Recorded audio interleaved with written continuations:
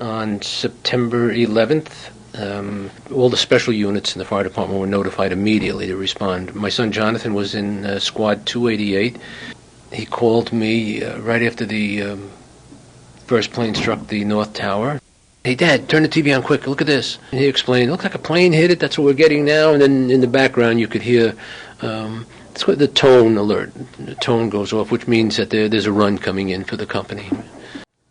He said, Dad, it's for us. We're going to the World Trade Center. I said, okay, John, just be careful. He said, okay, Dad. And that was the last time I spoke to John.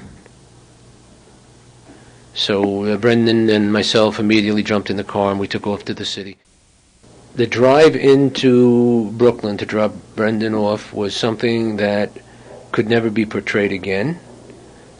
Helter-skelter isn't even the word to use. I don't know how to express it. There was no such thing, and I mean this in a good sense, so you understand that there was no such thing as law and order when it came to driving into the city. Red lights meant nothing. You got to the light, you looked both ways, you went through the light. And the funny thing was, it wasn't just you going through the light, it was loads of cars going through the light with that same expression on their face. And it was mainly guys, and they were all firemen and cops, and who else thought that they could help going in. I don't know how there weren't major multiple accidents in the city. When I tell you we were doing 80, 85, and they were blowing past us, blowing the horns at us to get out of the way, no matter what lane you were in, it was like crazy. And I'm even saying it, and I stayed down around 80. And this was the entire ride into the firehouse. I'm trying to drive, so I'm going to be a little cautious going through there, but I tried to take a quick peek, and all you could see was this horrendous cloud, in the distance. Got to the firehouse, Brendan's firehouse, dropped Brendan off, parked his car, dropped him off. Kind of like thinking to myself, okay, how am I going to get to Manhattan? What am I going to do now? I didn't bring my gear with me. I just kind of just hopped in the car. I was more concerned about just getting into the city, concerned about Jonathan. He had a cop's car there. So I hopped in and we had a police escort over the bridge. We got as far as City Hall, couldn't go any further. Got out. Horrible gray, sooty cloud still hanging through the area. A lot of the walking wounded, plus just people that just want to get out. But you could look at them and there was kind of like blank expressions, just people walking, running, walking past you, people that were bleeding, people that were being helped by other people. It was just amazing. It was just absolutely amazing. A bit of helter-skelter, people. It wasn't like they were running around with their heads off. It was just like they weren't sure where they were going, what they were going to be doing. But I had a mission. My mission was to find my son. And, and seeing what I saw, thinking that, I'm just going to look for my son was correct, but it's whoever you came across.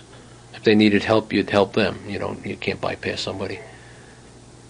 Because I'm looking for my son, you got to just, first thing you come across is the first thing you come across, and you work from there.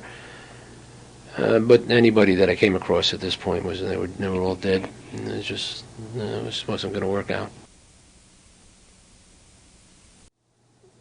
This looks, first of all, from what I could see, was total, utter destruction. And I could keep dropping into voids and looking into cracks and crevices. What looked like, needless to say, I did not know how big it was, but the area I did see, which was only maybe not even a fifth of what was there, was like, stop, let's think of something beneficial, besides just dropping into cracks. Because I haven't found one person alive, nothing. So I said, okay, what am I going to do now? I said, all right, let me just keep going this way. I kept going, which was going north. Got back over the pile again, got down to the collapsed walkway, went underneath the collapsed walkway, and I'm figuring, let me get up to West Street and see what's set up out there, West and Vesey. You can't see past the collapsed walkway, but it's destruction from here all the way down to Liberty. I said, the street is totally blocked off. There's no way for anything to get in. I turned to walk away. There were three guys there, civilians. The one guy who was like the leader of these three, you could see they were construction. He said, I heard what you said. I can get equipment, heavy equipment, to help you. Do you want me to give you a hand? And so I just immediately said, yes, of course. I said, come on, we'll walk up this way. He said, what are you going to need? I said, we're going to need to move heavy steel building, steel, I-beams, box beams. He said, okay. He said, listen, I know where I can pick up some sort of, I forgot what he said, but some sort of a crane pickup. I said, you can get it? He said, I have to hotwire it. So what he's saying to me is I have to steal it. You know, I said, hotwire it, no problem, go. So he went and stole it. You know, somebody's going to get pissed? So he went and stole it. Next thing I know, this equipment is coming down the street. This guy is walking there. He said, what do you want us to do? I said, well, start right here. Get these cars, get this chief's car, just pick them up, bring them down the block. Don't dump them in the street. You got to leave the streets open for access. He said, throw them on the sidewalks. I said, okay. Went and picked up the first car. Of course, we're crushing the cars. Just picked them up like toys and just started bringing cars down the street. I have no helmet on. I just have a turnout coat on, maybe my moccasins or maybe boots, and I'm giving orders. And I'm telling them to grab this car and to chuck it, take this truck and chuck it, move this thing and chuck it, and this is where we're going. So I had it. Okay, so I met up with Brendan, finally saw Brendan. Of course, he looked at me, I looked at him, and you find anything, Dad? He didn't have to say. I said, no, nothing at all, Brent. Okay. You? No. Okay. Okay. And I said, you want to go your way? I'll go mine. You want to stay together? He said, well, yeah, whatever, Dad. We'll just keep going. We'll just look. God, it's, you know, every day, I was there every day, so try to think of every day, it's impossible. But we went up to the North Tower, the pile, which was about 6 stories high. This was a 111-plus story building that wound up being maybe 6 stories high, in a pile. Like a sand pile. Just picture a truck dumping the sand out. I did expect to find voids 2 months, 3 months, 4 months, 5 months down the line where you lift something or find a void and you finally can get into it and find 6, 7, 8, 9, 20, 30 people in it that died because they couldn't eat, they couldn't drink, or whatever.